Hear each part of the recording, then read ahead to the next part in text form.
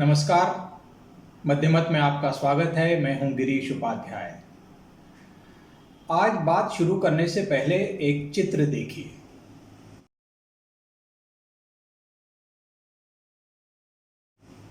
यह चित्र उन लोगों की पीड़ा को समझने और समझाने में हमारी बहुत मदद कर सकता है जो लॉकडाउन के चलते जहां हैं वहीं फंस गए हैं।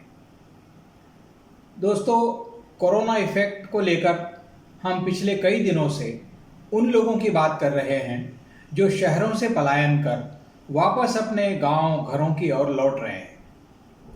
गांव पहुंचने के बाद इनके साथ जो होगा वो अलग बात है, लेकिन ये जहां फंसे हुए हैं वहां और जो लोग गांव की ओर पैदल चल पड़े हैं उनके साथ जो जो बीत रहा है उस पर यदि आप रोने को आए तो हो सकता है आपके पास आंसू भी न बचे।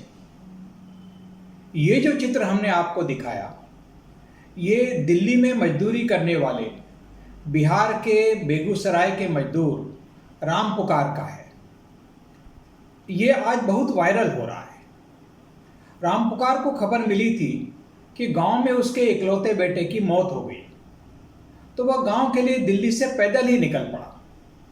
लेकिन लॉकडाउन के चलते वो 3 दिन तक यूपी बॉर्डर पर इस बात की मिन्नतें करता रहा कि उसे आगे जाने दिया जाए, पर उसकी किसी ने नहीं सुनी।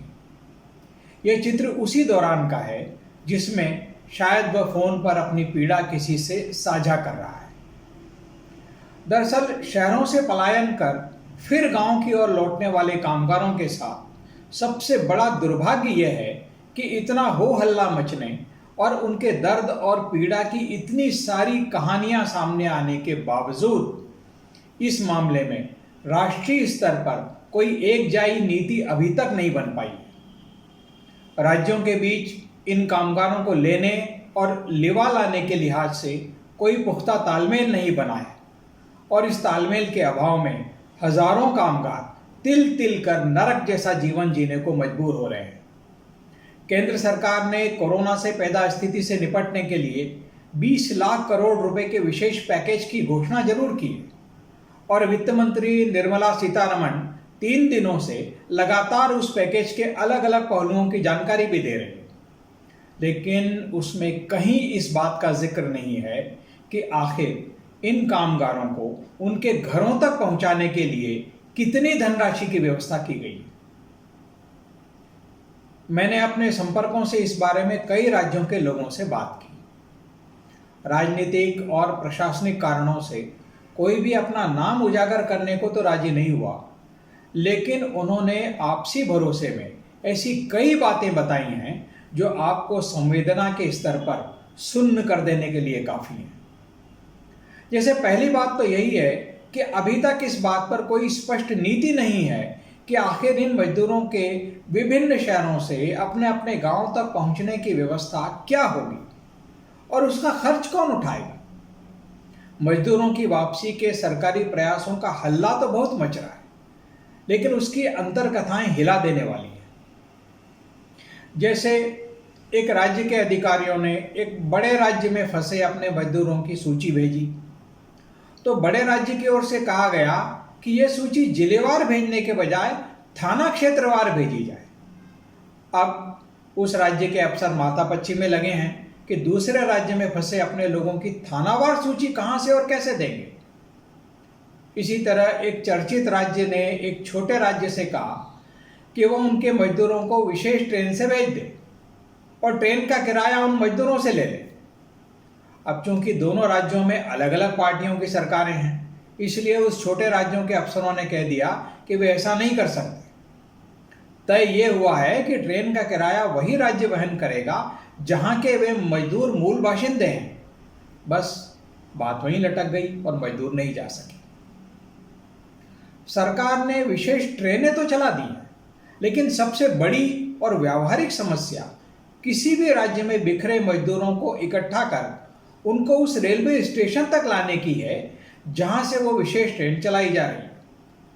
राज्यों ने अपने अपने यहाँ इस तरह दूसरे राज्यों के मजदूरों को इकट्ठा करने और उन्हें संबंधित रेलवे स्टेशनों तक पहुंचाने के लिए बसों का इंतजाम करने से मना कर दिया। अब अगर किसी राज्य में मान लीजिए 25 जिलों में ऐसे मजदूर बिखरे पड़े हैं जिन्हें अपने गृह राज्य जाना है, तो बिना बस सुविधा के वे उस रेलवे स्टेशन तक पहुंचेंगे कैसे जहां से कि वो विशेष ट्रेन चलने वाली है। ऐसे ही एक और मुद्दा राज्यों के बीच टकराहट का कारण बनता जा रहा है। कई राज्यों ने अपने यहाँ के मजदूरों को पड़ोसी राज्यों की सीमा तक लाकर छोड़ दिया है और उधर पड़ोसी राज्य उनको अपनी सीमा में दाखिल करने को तैयार नहीं है। ऐसे में ये कामगार राज्यों की सीमा पर ऐसे पड़े हैं जैसे भारत पाकिस्तान की सीमा पर पड़े हैं। कई दिनों से वे वहां अपनी किस्मत का गेट खुलने का इंतजार कर रहे हैं। अभी हाल ही में राजस्थान और उत्तर प्रदेश, मध्य प्रदेश और महाराष्ट्र इनकी सीमा पर ऐसे ही सीन देखने को मिले हैं। कुल मिलाकर विडंबना यह है कि वो कामगार जो आपके कल कारखानों को चलाने वाला है, देश के विकास का पहिया घुमाने वाला है, वही कामगार देश की सड़कों पर मारा मारा फिर रहा है। आप विशेष पैकेज में एक देश एक राशन कार्ड की बात कर रहे हैं, लेकिन उससे पहले ज़रूरत इस बात की है कि आप एक देश एक नागरिक की वास्तविकता का ही ठीक से पालन करवा लें। लाखों लाख रुपए का जो पैकेज आप दे रहे हैं, उन्हें लेने वाला या उनसे फ़ायदा उठाने वाला ही जब नहीं बचेगा तो ये पैकेज आखिर किस काम के रहेंगे। आज के लिए बस इतना ही। आप देखते रहिए मध्यमत। नमस्कार।